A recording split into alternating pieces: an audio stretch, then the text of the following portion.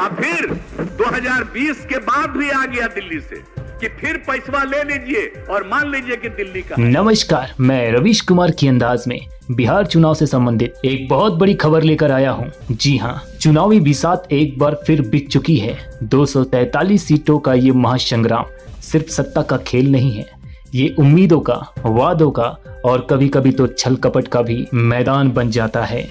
बिहार, जहां हर गली मोहल्ले में राजनीति की पाठशाला लगती है, जहां हर चाय की दुकान पर भविष्य के प्रधानमंत्री और मुख्यमंत्री तय हो जाते हैं, और इसी बिहार ने साल 2020 में अपना फैसला सुनाया था, जिसकी गूंज आज भी सुनाई दे रही है। पहले प्रकाश डालते हैं 2020 चुनाव की, उसके बाद हम बात करेंगे 2025 में क्या कुछ हो सकता है।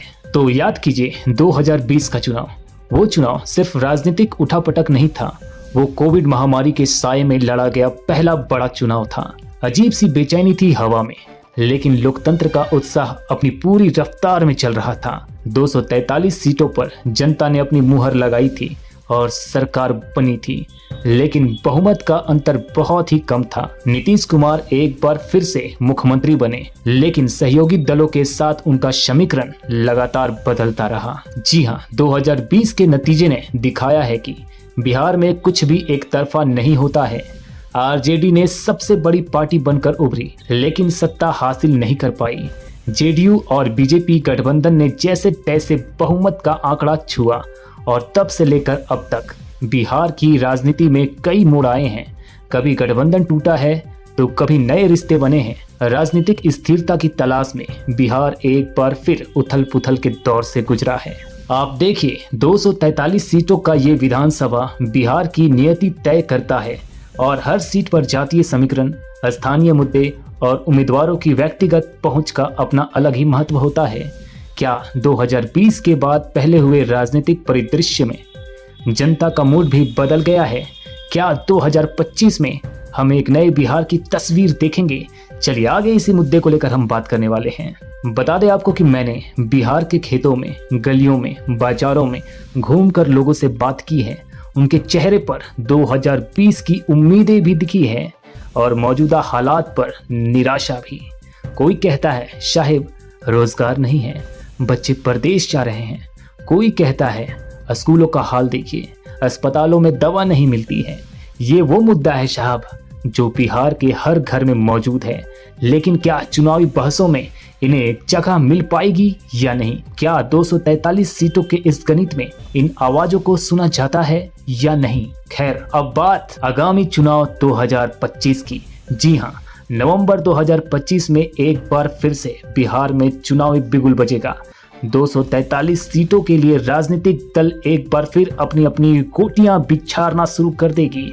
वादों का दौर चलेगा, घोषणा पत्रों की झड़ी लगेगी, और एक बार फिर नेताओं के भाषणों में वह पुरानी सवाल गूंजेंगे, क्या आपको मिला? लेकिन इस बार जनता सवाल करेगी, आपको क्या मिला? इस बार के चुनाव में कई नई समीकरण बन सकते हैं। 2020 के बाद के राजनीतिक बदलाव ने तस्वीर को और जटिल बना दिया है। क्या नीतीश कुमार एक बार फिर नेतृत्व करेंगे? क्या तेजस्वी यादव 2020 की कमी को पूरा कर पाएंगे? क्या बीजेपी बिहार में अपनी जमीन और मजबूत कर पाएगी? ये वो सवाल हैं जिनके जवाब नवंबर 2025 के बाद मिलने शुरू हो जाएंगे। और हाँ, चुनाव की गहमा गहमी के बीच एक चीज जो आपको हमेशा देखने को मिलेगी वो है एग्जिट पोल्स। मतदान खत्म होते ही टीवी चैनलों पर एग्जिट पोल्स की बाढ़ आ जाएगी। ये वो आंकड़े होते हैं जो ये दावा करते हैं कि जिन्होंने जनता का मिजाज भांप लिया है। याद रखिए, एग्जिट पोल सिर्फ एक अनुमान होता है, वो एक प्रिडिक्शन होता है जो कई बार सही भी होता है और कई बार गलत भी।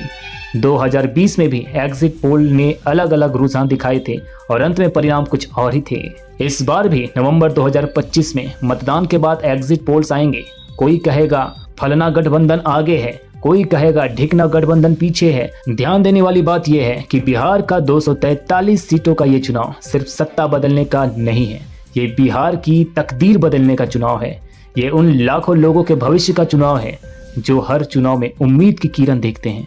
क्या इस बार वो किरण एक अस्थायी रोशनी में बदलेगी? क्या इस बार बिहार के मुद्दों को सिर्फ भाषणों तक सीमित नहीं रखा जाएगा, उन पर जमीन पर काम होगा या नहीं, ये तो वक्त ही बताएगा। फिलहाल मैं यही कहना चाहूंगा बिहार के मेरे प्यारे भाइयों और बहनों, आपने 2020 में अपना फैसला दिया था और 2025 में एक बार फिर आप बिहार का भविष्य तय करेंगे।